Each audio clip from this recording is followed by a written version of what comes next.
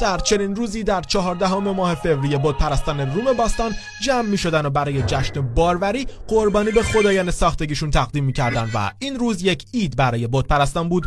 قرنها بعد بود که کشیشان مسیحی تصمیم گرفتن که این روز را سال روز بزرگداشت یک قدیس مسیحی به نام والنتاین قرار بدند، کسی که مخفیانه زن و مردها را به ازدواج هم در می آورده. کلادیوس فرمانده روم اون رو به قتل رسوند. این روز رو برای گرامی داشته این قدیس مسیحی عید قرار دادند. از اون روز به بعد 14 فوریه به عنوان عید عشق در نزد مسیحیان نامگذاری شد. اما عجیب اونجاست که بعضی از مسلمون ها هم دقیقاً همین روز رو عید عشق میدونند. کسانی که با مسیحیان غرب همراه میشند و این روز رو گرامی میدارند کسانی هستند که فراموش کردن که پیامبرشون فرموده هر کس خود رو به قومی شبیه کنه پس از همون قومه.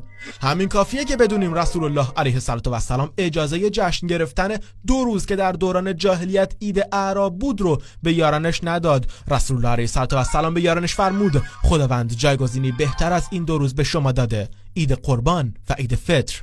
پس پر واضحه که یک مسلمان اجازه نداره روز عید بت پرستان یا مسیحیان رو روز عشق قرار بده، یا اینکه در جشن‌های اونها شرکت کنه، یا هدیه‌های خاص این روز رو بخره، یا اونو بفروشه و یا اون هدیه‌ها رو قبول کنه. همیشه یادآور میشیم که اسلام قدر و منزلت دوست داشتن حلال رو خیلی بالا دونسته. سرورمون علیه السلام دوست داشتن ام المؤمنین عایشه رضی الله عنها رو علنا اعلام می‌کرد و حتی سالها بعد از وفات ام المؤمنین خدیجه رضی الله عنها میفرمایند محبت خدیجه بهش هدیه داده شده و این نهایت محبت و وفاداریه. پس اسلام ما رو به دوست داشتن و عشق ورزیدن همیشگی به همسرمون تشویق کرده و حتی این پیروی از رفتار پیامبرمونه علیه السلام.